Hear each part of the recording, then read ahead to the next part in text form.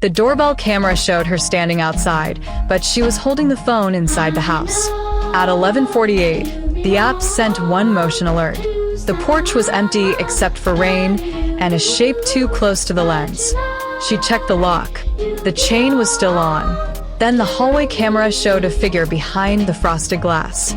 The doorknob turned once, then stopped. Her phone buzzed again. This time the doorbell camera showed her face on the porch, staring into the lens. She backed into the kitchen and grabbed the first thing she could hold. Then every light in the house went out. When police arrived, the front door was open, rain was blowing into the living room, and she was gone.